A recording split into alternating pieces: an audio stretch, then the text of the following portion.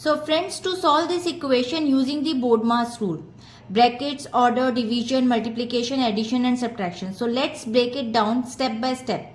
So the equation is this, and to simplify, first right hand side. So first we'll handle the factorial, 4 factorial and then division. So calculate the factorial first, that is 4 factorial is equal to 4 into 3 into 2 into 1. After multiplication you will get 24. Now perform division.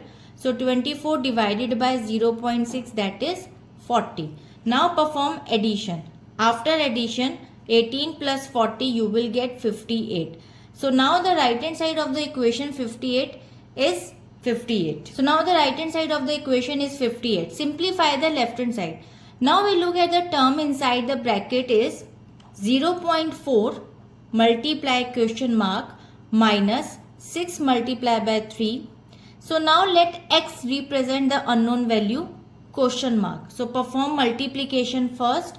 We'll multiply 6 multiply by 3, that is 18. Now rewrite the expression 0.4 into x, that is 0.4x minus 18 is equal to 58. Now solve for the unknown value for x. So 18, add the 18 to both the sides, transpose the value. 0.4x is equal to 58 and transpose it will get negative to positive. 0.4x is equal to 76.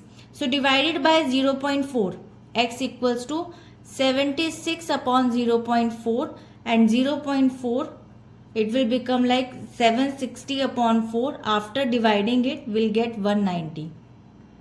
So the value of the unknown question mark is 190, and comparing this to the given option. So 190, B option is the correct answer. So I hope it is clear. We'll meet in the next video. Bye bye.